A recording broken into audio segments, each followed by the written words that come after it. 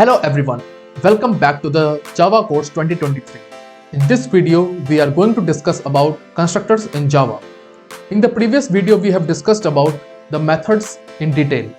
So, we are going to discuss now about the constructors, and they are of utmost importance since they are the special methods in Java. They are special methods in Java because they are responsible for the creation of object of a class.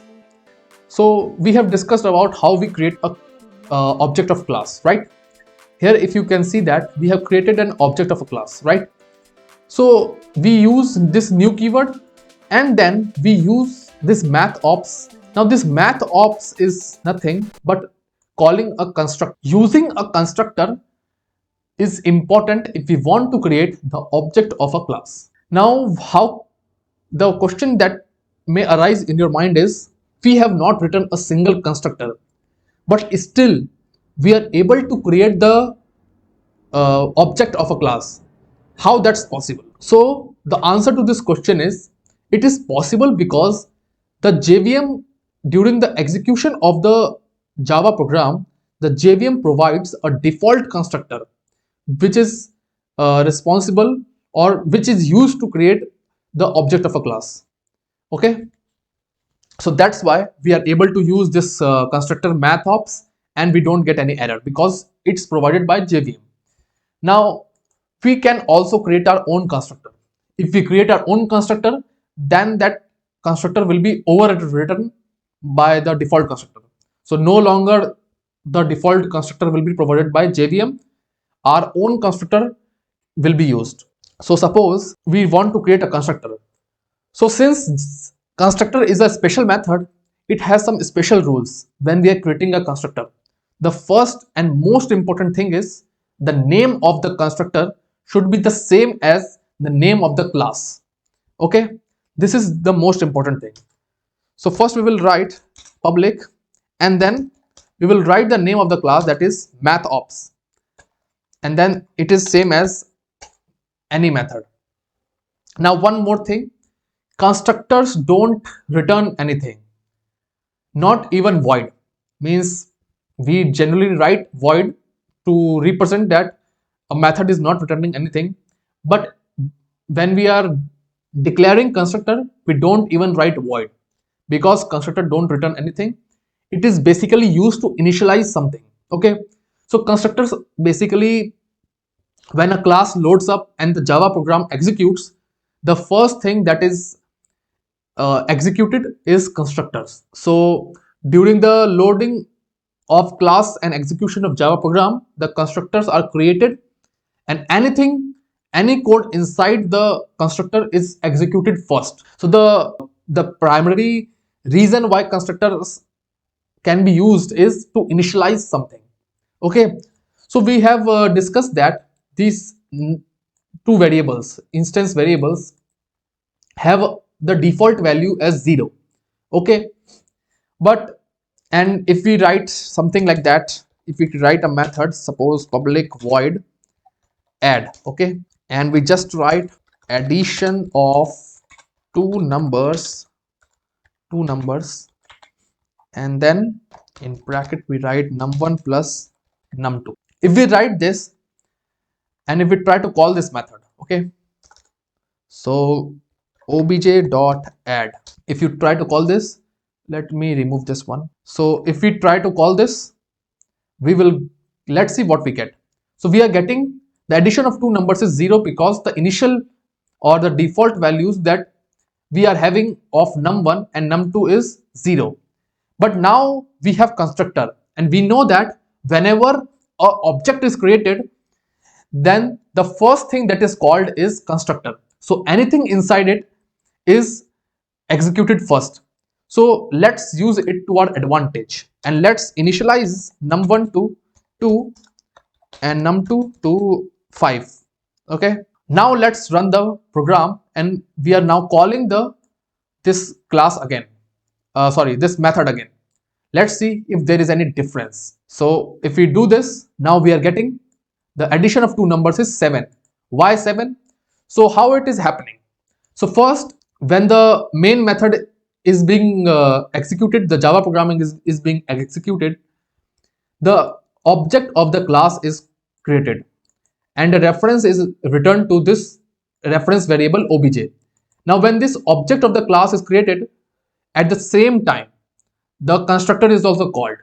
Now when constructor is called, the code inside this constructor, that is num1 is equal to 2 and num2 is equal to 5, these values are assigned to num1 and num2. Okay, and when you call this object, when you call this method, then already the instance variables default value has been changed to 2 and 5, and therefore here when we are adding it, we are adding 2 plus 5 equal to 7. That's how it's done. Okay, now you may want that, okay, we are here hard coding the values, but we may like to change again and again the initial values. Okay, so we can do that. How can we do that? You can see that we have created a method which accepts two parameters and return a sum. In a similar way, constructor also accepts the parameters. So let's create a constructor, and it can also accept the two numbers, okay, num1 and num2. Okay, now we want that the num1 and num2 should accept, we should pass the value of num1 and num2, and this should get assigned to this num1 and num2. To do that, we use a special keyword that is known as this dot num1 equal to num1 and this dot num2 equal to num2. Now here here the keyword this is used to reference or used to refer to the current object or the instance variable. Okay, so whenever the two numbers are same or two variables are same, here num1 instance variable and here num1 the parameterized variable, both are same, the name of them are same, and not only name but also their data type is same. So in the case when data type is also same and the name is also same, in this case we can use this keyword to refer to num1. We can differentiate between the instance variable and we can differentiate between the parameterized variable. So now we know that, okay, this statement means that the instance variable, this dot num1, that is instance variable, is getting the value of the parameterized variable that we are sending.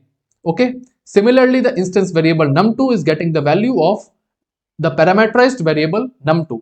Okay, now let's try to call this. So I create another object. Okay, so I create another object obj1 or okay obj2 and new methops, and I pass two numbers 2, 5.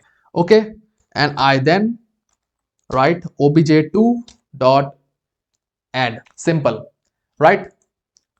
And if I print now, then we are getting the addition of two numbers, it is 2 and 7, right?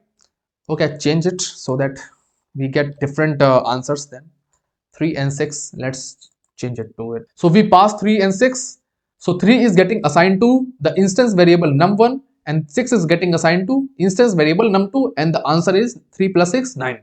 Now this object obj is created using the first constructor that we are defined here, right? And this object obj2 is created using the second constructor, that is this one. So we need, if we are defining our own constructor, then we need to define or we need to pass the constructor of our own.